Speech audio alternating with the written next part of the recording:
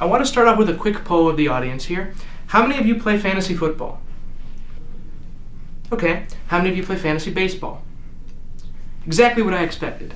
Why did I expect this? Well, it's because football has become so much more popular than baseball in today's society. But wait, isn't baseball America's great pastime? Well, that sentiment may not be so true anymore. Take a look at this data by the Harris poll. Now there's a lot here to look at, but you really only need to look at the numbers in gold. You can see that over time, football has become so much more popular than baseball in America.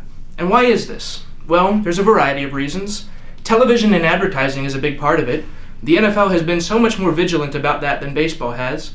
Another reason is watchability. It's much easier to watch football games, which are all on the same day, Sunday, when you're off of work, than it is trying to find time during the week to watch all those MLB games that are scattered everywhere.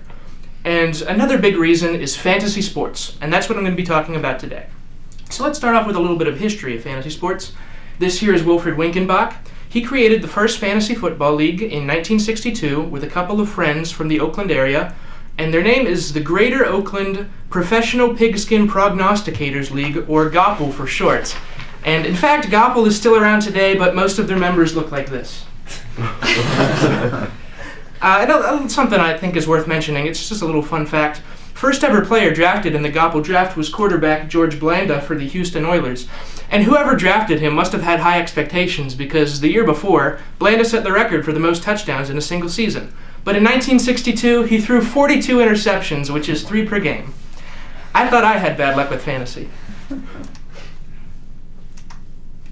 Anyway, it started to gain some popularity moving into the 1970s.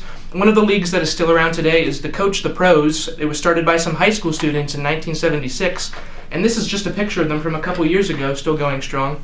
But it really gained popularity with the advent of the internet, because you no longer needed to keep score using pen and paper. The computer could do that for you.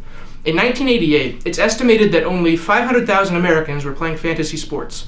A couple years later, that number would grow to over 1 million. And today, there are 60 million people playing fantasy sports.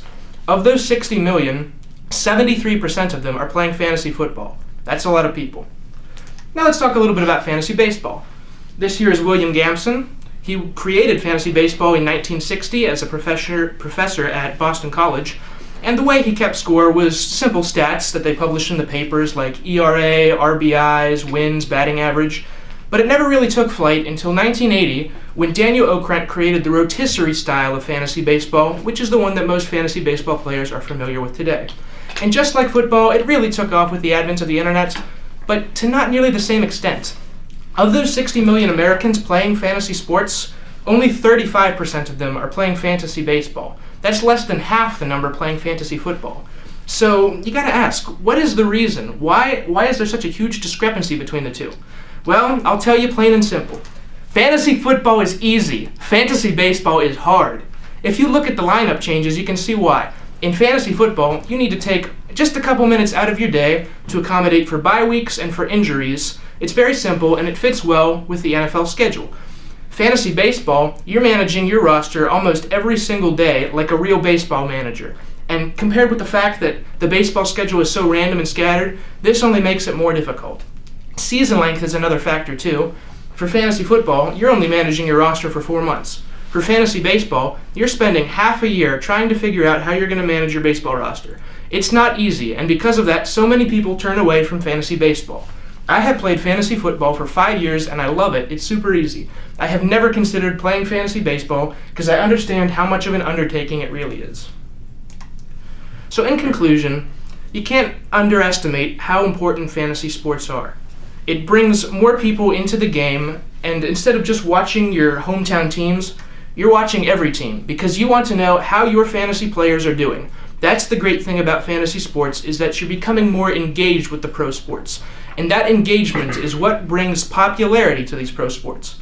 So it only makes sense that when fantasy baseball's popularity goes down because people are turning away from its difficulty, baseball's popularity goes down.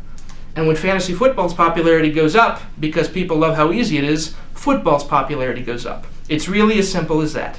Thank you.